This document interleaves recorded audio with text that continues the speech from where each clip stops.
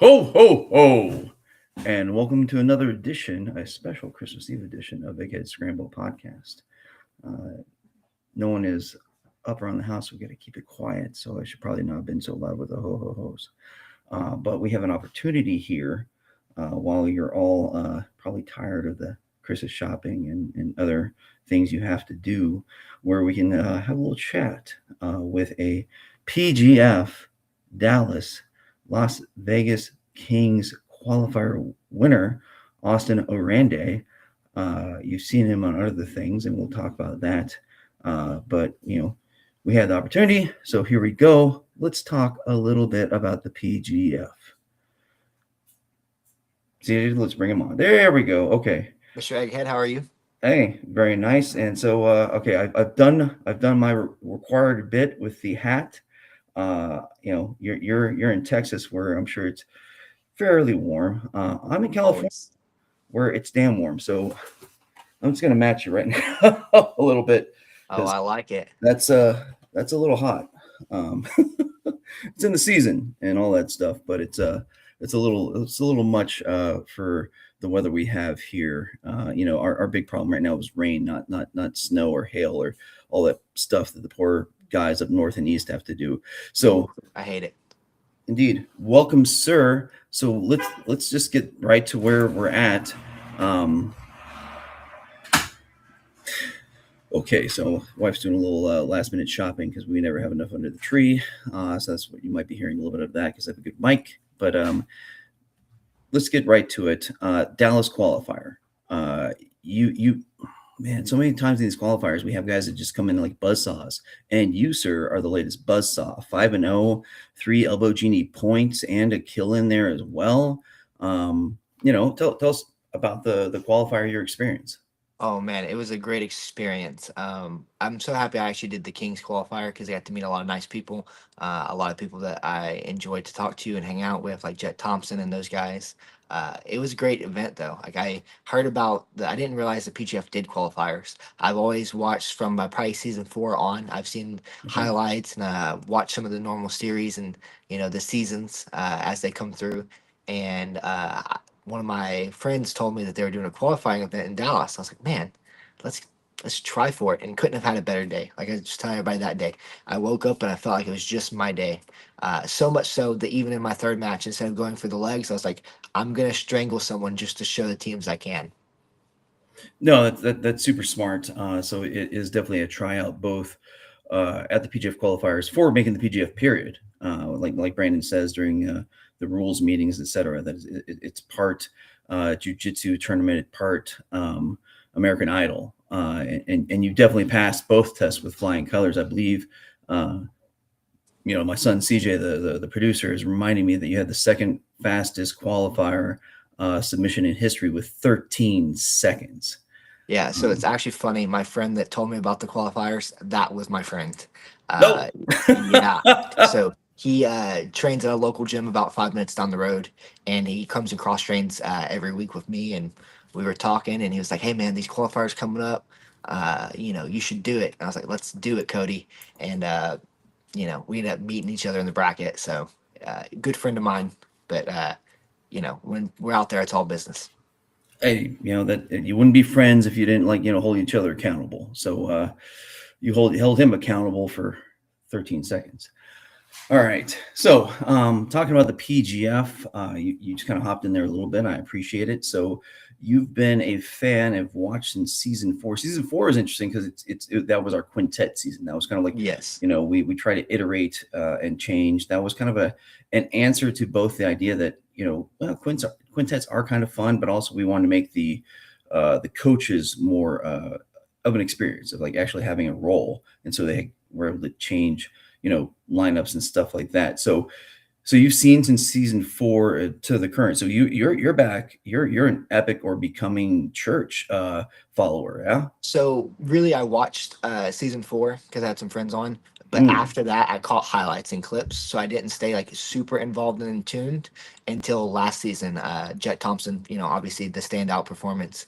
We were common opponents. We've had matches in the past, so I, watching him just kind of, I fought him, and that's what put me on to, watching the kid, and then, seeing his part of the season, which, I've seen the highlights and the clips of his first come up. I think it was season, God, what 6. was that, 6? Yeah. Yep. He tapped some big name black belts.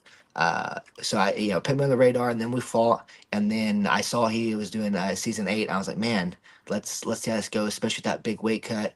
And that really tuned me into last season, and watched the whole season. And it was really good, really exciting, and like, man, I should try my best to be a part of this. And then once I heard there was a qualifier, I was like, this is my opportunity, this is my chance. I like to go out there and, I'll, after watching last season, watching the whole thing through, I was like, man, this is the rule set for me. We can fight as hard as we want for 6 minutes, and our only job is to put on a show. Sounds like fun. There you go. So, I mean, obviously, people might be recognizing you because there's not too many guys that sport the cowboy hats in the jiu-jitsu community. Maybe the top guy, but he's kind of like all hat, no cattle. Gordon Ryan, don't hurt me. But you know, obviously, you were on UFC BJJ Road to the Title, and strangely enough, there was a number of UFC vets there as well. So you've been kind of like in the orbit of the PGF for a bit. Uh, what was that UFC BJJ experience like for you? Man, it was really cool. Terrible performance on my end on the jiu-jitsu side, but on the atmosphere of it was really cool. I got to do it with my brother-in-law. He's the UFC BJJ 155 champion, Carlos Enrique.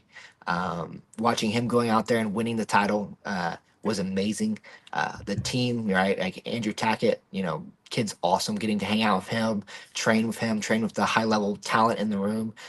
Nathan Haddad, all the guys out there, getting to meet Mikey. I wasn't on Mikey's team, but I get to meet him and talk to him, and just everyone there. It was good vibes for the most part, and I really enjoyed the process of it. There were some things in there, like I know some of the athletes were complaining that there was a lot of wasted time. TV time is always, you got to do everything twice. You got to reshoot that moment.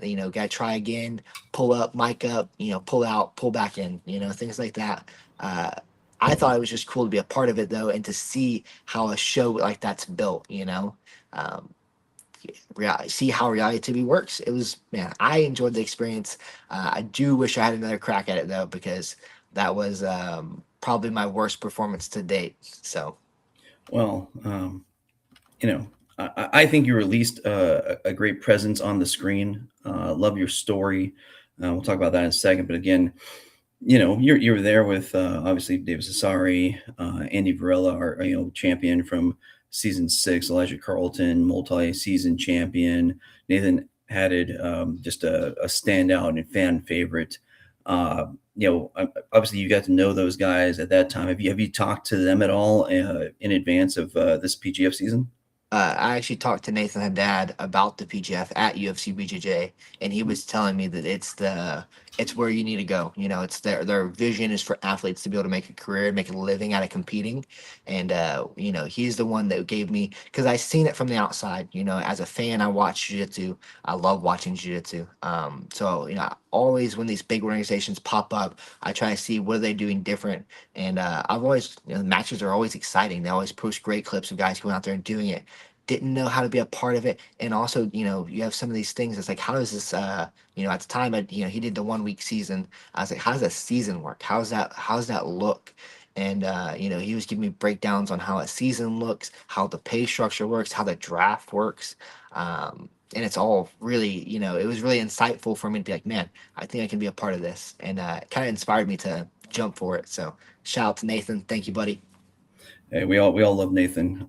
He's just a great gentleman, and obviously leaves his heart on the mat every time he has a chance. Really, always a fan. Always want to see him succeed. And I'm glad he's that ambassador of the PGF to other athletes, etc.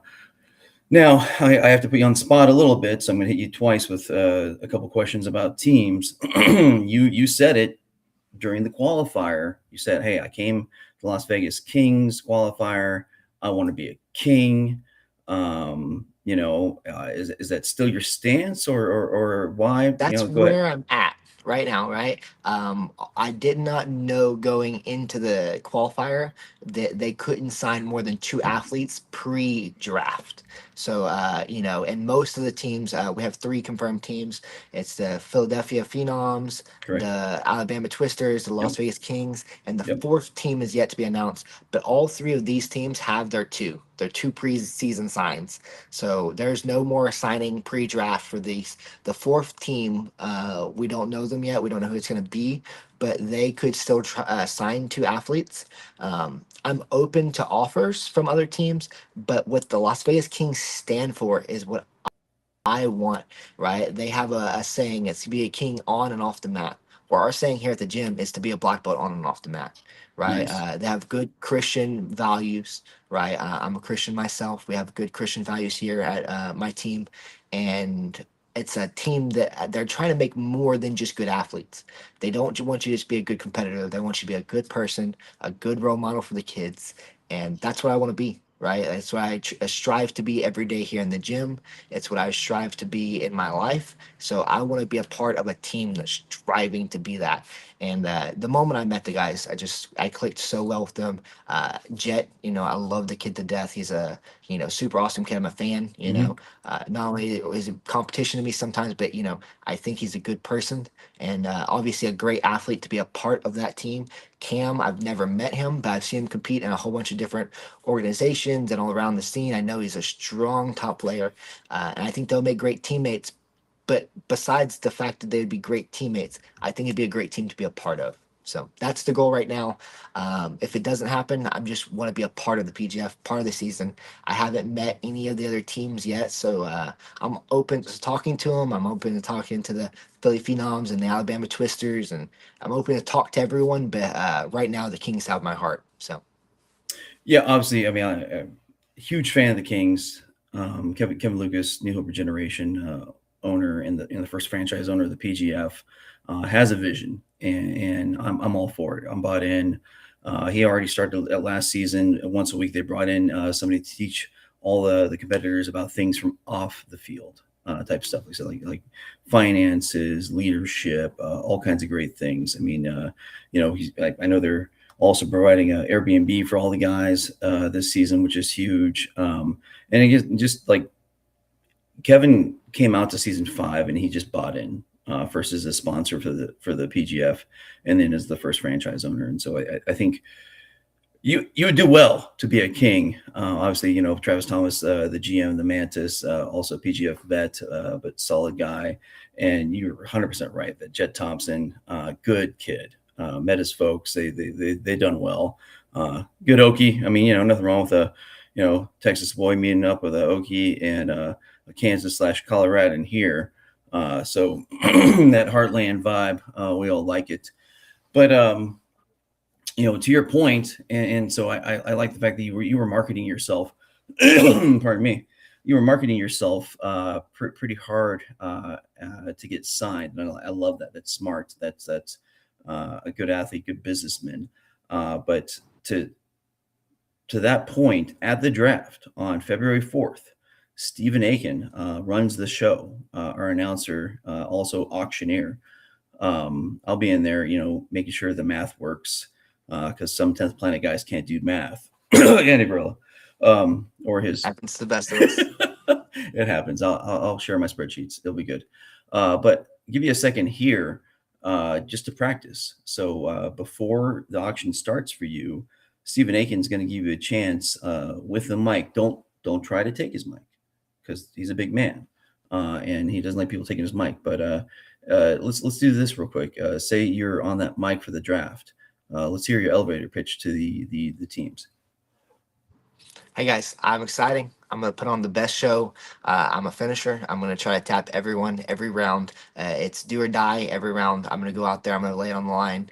And hey, it's time to put on a show. And I hope to be a part of the season 9. Love it, because I'm like you're very self-aware, and you're aware of the business of jiu-jitsu as well. And I think you've already seen that the PGF, even our draws, which we hate seeing draws because it's a loss for both guys, but because of the format, it forces everyone to go to the very end. I remember seeing, think it was Road to the Titles, episode 3, where you're commenting, or maybe it was the one where you're commenting that the bowl kept people from running away from you. Well, we got couches with VIPs, so they're fair game. Hey, that's part of the splash zone. If you run into them, that's fine. Or if you're PJ Barch and Andy Varela, you go into the second row. Don't do that, please. But people can't run away from you because we have stalling penalties. They'll get a flag. What do you feel about that element to the game of the PGF? So I actually fought one time under PGF rules at Enigma. They were doing our PGF's esque rules. Mhm. And I went three for my first match. Was three subs. Obviously the intensity of the rules brings like guys will go out there try to fight. Well, I fought in the finals, and I was the one receiving penalties. I didn't quite understand the rules fully. I'll be honest with you. At that time, I don't think I ever opened the PGF book and read the rules. And me and my opponent were getting calls. I think I got three calls, got put in the referee position, and didn't understand why calls were happening from bottom side control. Like how am I getting stalling down here? Like I'm the one dying, Yeah. and that really opened my eyes going into this qualifier. Like, hey, this is a do or die. You get put bottom side, you can't lay there. You can't just lay there and put your elbows in. You have to go. So I think it's going to be an exciting season. I think the rules push guys to actually lay it out there and take chances that they're not normally going to take. And knowing that you're going to have 15 matches over the season, you might not win every match. That's part of it. But you have to try to every match, and that's where that do or die comes in. That excites me. No, I absolutely. That's what the stalling calls. It changes it because the thing is, if you try to be lazy one round, you're gonna have a guy on your back. You're gonna be starting in that referee position, and then if you can't be lazy anymore, if you start there, you have to move. Whether you're on top, you have to jump for the guy's back. You have to try to tap him, or he's gonna escape, and you're right back to where you were. Or the guy on bottom, if you don't move, you don't try to escape, you don't try to roll, turn, flip, all the things. You got a guy on your back now. You're about to die. So it's a good incentive to keep moving and actually keep a good pace, rather than a 10-minute boring slow match where we're fighting for double guard sits and flat and half guard. No, I love it. Yeah, you've had that experience, and we'll give a quick shout out to Christos Papadelos, PGF vet, multiple seasons. The promoter of Enigma, and that was an Enigma Invitational 23. You can go to enigma.tv, I believe, on your browser, or hit up his app. Very searchable, very fun. Although I did chat with him earlier today, he still needs to tag your dang match with Jet, so I can easily search it. But it's okay. We'll get that before the season. I'll give him a rundown. But you can definitely check out Austin and Invitational 23 and see Jet as well. And again, I think that's huge that you've at least had some of that rule set experience. So you've already had that kind of that rude awakening, if you will, because Wilson, Officer Grimy, came in and he even said, because he was late, free agent pickup, that there's a learning curve to this rule set. Absolutely. Because as you said, you're like, I'm in bottom side control. He's killing me. What do you want me to do? Well, sorry, brother. The rule set is you got to give up, a look at your back or something. You have to, the person that's on the defensive, it's on that person to change the situation. And I think that that's good. It changes the earnest of a fight. So many fights, it's the earnest is on the guy on top to try to tap the guy, and the earnest being on the bottom guy to defending. So you can't just defend yourself. You gotta take the risk to get up, get out, get moving, and it keeps the flow of the pace where you don't see a lot of decisions even in a 6-minute match because you have to go forward. 100%. And that's, yes, that's, I love that you've already picked that up. I think that's gonna make you dangerous from match one, because you already know the vibe, the spirit of the PGF system that we have. That's outstanding. So let's talk a bit about we've hit the PGF right away, and we'll talk more about PGF because the show mostly about the PGF. But let's just talk about Austin Oranday, himself, and your journey in jiu-jitsu. Let's just open-ended. How'd you get in? give us the story, brother. The short and brief is a board homeschool kid that was following his brother. My family, it's me, my brother, I have a little sister, and my mom. uh, she homeschooled the three of us. Dad was always out of town working, and my brother was really interested in MMA. He watched Brock Lesnar versus Frank Mir, the knee bar, you right, and he was like, I really want to do that. And so one summer we find this little local gym in Baytown, Texas. We start training super young, 10, almost 11. Sister started when she was 4, brother was like 12, and we fell in love with it. It was, at first, it was just something for me to do. I wasn't as in love with it as my brother. And then for me, it turned into, it was an outlet. My parents ended up splitting up, and, I was 14, 15 at the time. It became this great outlet where I just kind of threw my whole life into training, and being homeschooled, I could train 2 or 3 hours a day. I didn't always, my brother always did, from the time he could, as soon as he got in the adult class, always trained 2 or 3 hours a day. Phenomenal athlete. And for me, it was something when I started going through a tough time, it was just my outlet, just started pouring into it. Life circumstance, changed a lot for us. We ended up moving from downtown Houston back to our hometown in Southeast Texas, where we are now. And then we were following our coach at the time. He had an opportunity down here. It didn't work out. We had settled roots. My brother had his first daughter. My mom met my stepdad, and we couldn't go back to Houston to train. And at 17 and 18 years old, with my mom that was a purple belt at the time, we opened. My brother was purple belt, my mom was purple belt, and I was a blue belt. And at 17 and 18 years old, me and my brother opened our first gym, and that was almost 10 years ago. April will make 10 years, Yeah. where me, my mom, and brother opened our first gym. Stepdad had a lot of confidence in us, a lot of belief, helped us, buy the mats and do everything it took to open up the first gym. And now we have two gyms in Southeast Texas. He has one in Port Neches, I have one in Lumberton. We're rocking about 200 students each. He's running that one full time, we're running this one, and just truly blessed, for great parents to believe in us and take a chance on a 17 and 18-year-old kid running gyms. And now I'm 27, you know, running a gym full time and living the dream, getting to compete around the world. My whole family's black belts. The family's expanded. My sister married Carlos Enrique, the UFC BJJ champion. My stepdad's a black belt now. Mom's a black belt. I'm a black belt. Sister's a black belt. Brother's a black belt. Fiance's a blue belt. And niece is trained and all the things. So it's truly a blessing in life.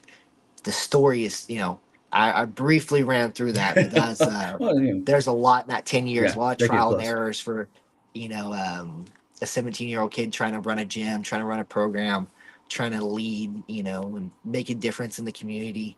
And we've done some things right, we've done some things wrong, but it's crazy how we ended up here. And why that whole time, we were running the gym and, training and all the things, we were going out of town to train at different camps, and leaving the gym with my mom and stepdad to run for a week or two and go train with Lucas Lepre or Cabrinia or all these legendary guys of the sport to try to make ourselves better, and at the same time still competing. We followed the IBJJF circuit very closely, me and my brother, and competed for years over there. So just try and take every opportunity we can, and I think it's working out pretty good.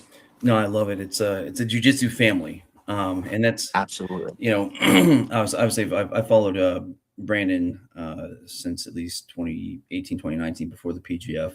And at least some of his interviews, he talked about somewhat of a similar thing. Like you meet families that, who knows, they're a softball family. So everyone plays, competes, club, etc. I'm in Southern California where it's a little wild. I didn't know it, but volleyball is like football in Texas here. So there's plenty of volleyball Absolutely. families. But you have a jiu-jitsu family. Like Brandon has a jiu-jitsu family. Obviously, his wife's a black belt as well. He just gave promoted his daughter to purple belt. His son had trained before, and now he's kind of like helping running the producing of media, etc. That's pretty amazing. Oh, okay. So we got Brittany Williams in here. I can't wait to see who signs. Austin, bound to be an exciting season with this guy and your team. Learning the rule set better is only going to make Austin an even more valuable player for sure. 100%. I already said it, but I concur. The fact, two things already. One, you have experience in the rule set. So that's that instantly applicable knowledge of the PGF. But you also said you love to watch jujitsu, which we point out with TV dinner, that it's surprising how many competitors don't, and it's wild. But I mean, you seem to be obviously a gym owner for 10 years, starting at 17. You're thrown in the deep end, and you figure things out. But I think you've figured out that film study is important. Is that correct? Absolutely. That's the little touch of autism there. The hyperfixation of when I'm competing, getting to know every in and out of my opponents. That was actually one of the things that was hard about the qualifiers. Is there was very few opponents that had a lot. I think my final opponent that I actually had two matches with, he had a lot of video on Instagram and stuff like that, a lot of matches on YouTube, but. Other than him, there was not a lot to study about my opponents. Obviously I knew Cody. We trained together. So I knew his game well, but outside of those two guys in the bracket, there was not a lot of footage to study on the guys. So, that's the thing that keeps me up at night where it's like, oh, I don't know what their five best moves are. And I like to know everything about my guy when I go into it. So No, that's super smart. And that is one of the beautiful things about the qualifiers is that democratization, pardon me, of jujitsu, that everyone can have a shot. I'll talk absolutely. about that with people once we're done. But actually, I think that was one of the keys. I'm not going to take anything away from Jet for the kid from season 6, but if you tried to find him before season 6, there wasn't a lot out there. Even the opens that he did, a lot of them weren't like broken out and tagged. You had to actually go find them and watch them. And when you Yep. did, he's a killer. Uh, Very, very impressive. But it's hard to study some guys, because especially when you compete all over the place, not everywhere streamed, especially lower belt matches. Jet at the time, I think, was only a brown belt, a pretty fresh brown belt yes, I think so. for his first season. And so, there's not a lot of footage on him. There's not a lot of footage of blue and purple belt matches. And even then, if there is, how accurate is that? How much has that game changed from blue belt to brown belt? So you don't know his best tendencies are anymore. Now, a little bit of a spoiler is there's a lot of footage on him. Season 6, some Enigma stuff. Obviously, he got a lot more super fight opportunities after that, and then now season 8 was huge. He was all over. He was the star of season 8. So there's a lot to learn. Yes, we definitely have talked about it that before season 8, he definitely had that target on his back, going for that number one draft pick that was auctioned off. It's all of a sudden that gave a threat that people would be, well, their expectation management was different. They're like, okay, if I can just even get a draw against the top guy, I've done something for my team in this. Does that concern you? Because obviously you're well known from UFC BJJ. You were the number one ranked no gi black belt for a bit. You're a known quantity, and putting a cowboy hat on makes you visible. So are you worried about that target on your back? Should you be that number one draft pick? I'm hoping to be the number one draft pick is the goal. I want to make myself that valuable to a team where every team wants me. Is fingers crossed going to be the goal. But it doesn't worry me, right? People, I've competed for the IBJJF for years. They are really where I've kind of made my name, and there's a lot of stalling, a lot of cagey fighting there. It happens, someone scores and they want to coast the match, and there'd be a lot of that, especially when you're fighting someone really dangerous. I think Elijah Carlton, you see it happen with some of his matches. Guys just try to cage him out because he is deadly dangerous. He's one of those guys, you make one wrong step and a mistake, he could tap you. um, but I've been fighting that for years, so I'm not, if they want to play that game, then I think it's much easier to fight someone like myself or fight someone like Elijah, going full bore 100% and trying a game of one of us is going to tap, and you might get to tap. If you play cagey, you're for sure not going to tap me. And then, okay, you might take me to a draw, but I'm going to make you work for it. I'm going to go, you're going to have to hold me off for 6 minutes. I'm going to go 100% full bore for 6 minutes, and if you can hold me off, then maybe you deserve that draw, but that's a hard ask, especially if you're paying KG. If you're going forward, if you're trying to tap me, then, I have to respect you. I have to, play that game of back and forth, and we're going to exchange and you're going to exchange. And, I have things to worry about. If guys try to play KG, then that means they're not trying to tap me. It means they're just trying to coast, and I get to go 100% focused on the submission. So I think I'm used to it. I'm excited to show that. Yeah, indeed.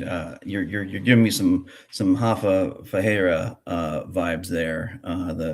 The Tasmanian Devil of season 8, and I'm all here for it. So you alluded to it. We have the Alabama Twisters, who have already signed Elijah Carlton, PGF royalty, first ballot Hall of Famer, I'm sure, and Kevin Buring, who is just a menace, has been since he was a baby purple belt. Baby blue belt on PGF season 3. Then we have, the Kings, which obviously you know Jed Thompson, and you have win against him.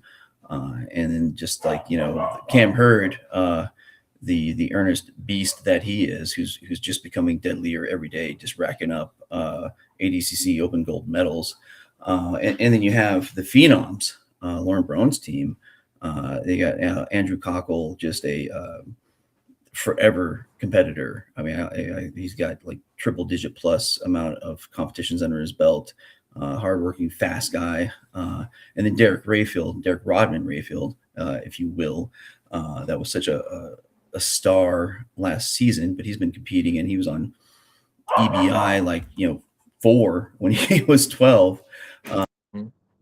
But as you alluded, there's a fourth team that's going to happen. Who knows? It might be the Colorado Wolverines. We'll see.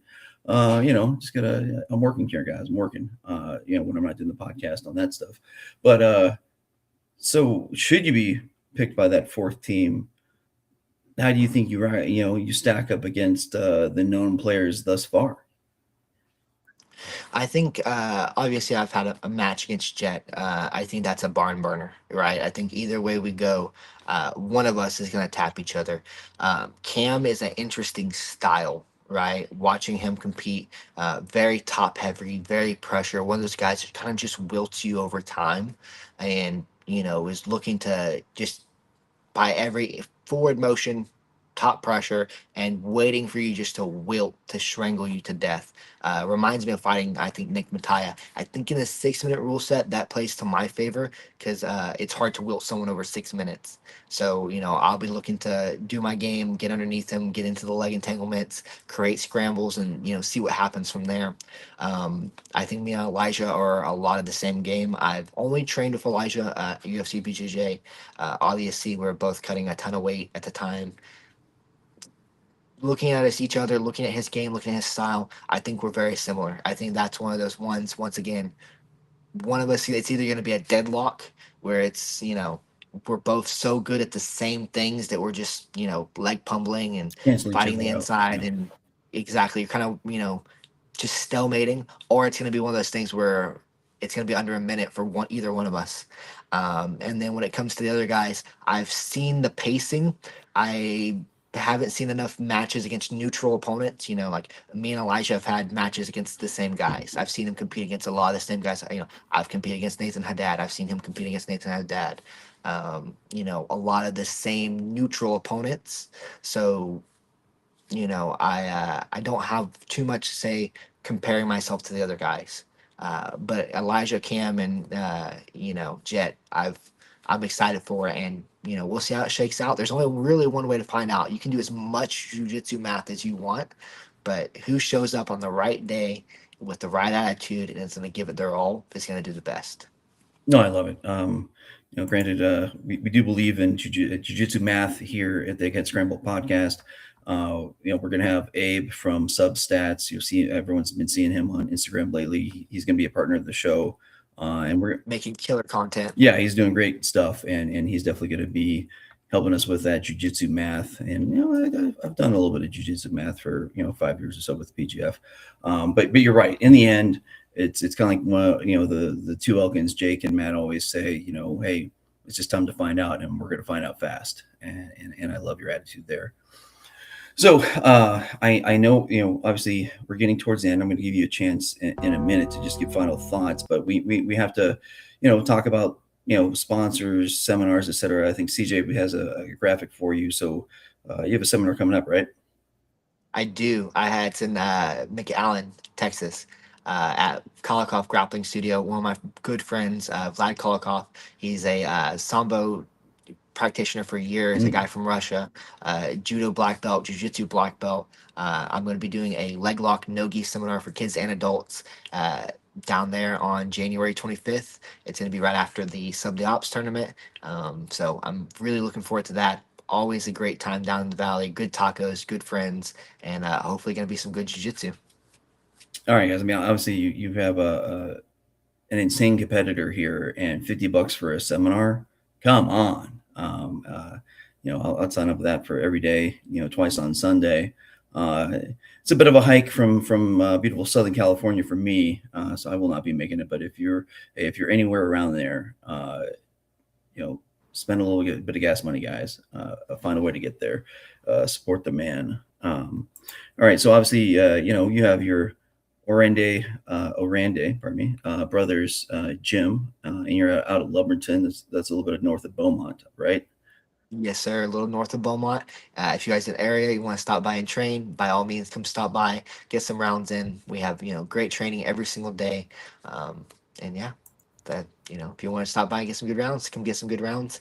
If you guys want to follow me on social media, you can follow me at Gumby Jiu Jitsu on all platforms: Instagram, Facebook, TikTok, YouTube, all of the things. QR code's up on the screen if you want to give me a follow. And thank you guys. Yeah, CJ does a pretty good job of that. All right, I think we. I mean, one, the fact that you got Gumby Jiu Jitsu, well done, sir. I bet people are trying to buy that off you left and right.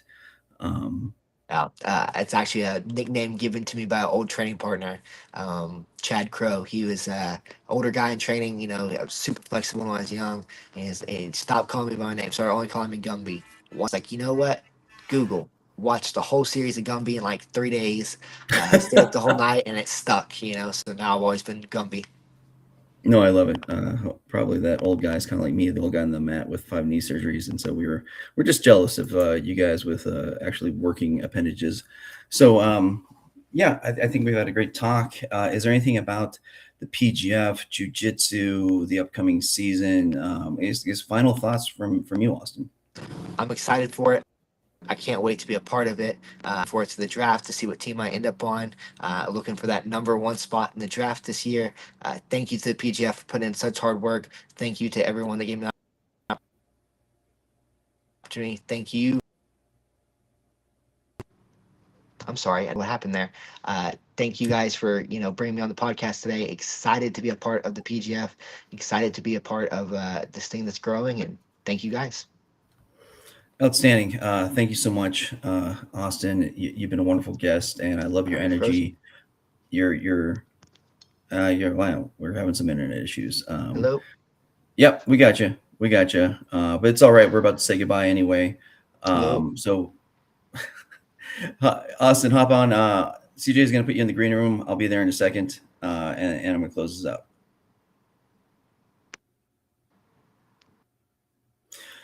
All right, PGF and Jiu-Jitsu fans, thank you so much. Merry Christmas, by the way. I hope Santa brings you everything you desire. It's maybe a Alabama Twisters rash guard, or a Philly Phenoms rash guard, or Las Vegas Kings rash guard, things of that nature. Support the PGF. If you are in the giving season mood, you could, maybe give your friend some gag gift, maybe a shake weight, or some jorts or something like that. Or maybe think about this: if you have a friend that's a 175er or can make 175, and they want to, live in the posterity of the PGF, maybe you give them a gift of helping support them go to a qualifier. January 17th, Bethlehem, Pennsylvania. We have the Philly Phenom qualifier. Check it out. I mean, Northeast has some great grapplers. I know you do. So show up, show out, and you could be a part of the PGF.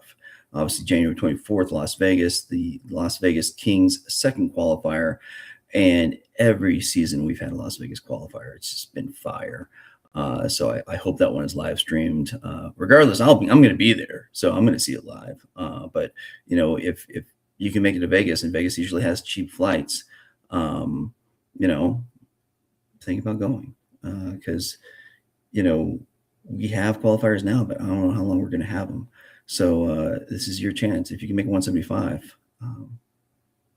it's go time, guys.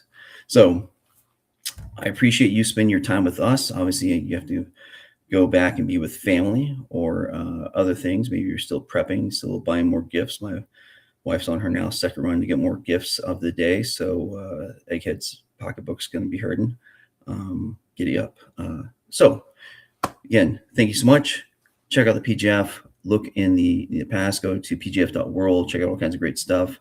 As the producer CJ says, don't forget to like, share, subscribe. I mean, hey, send this to your friends, guys.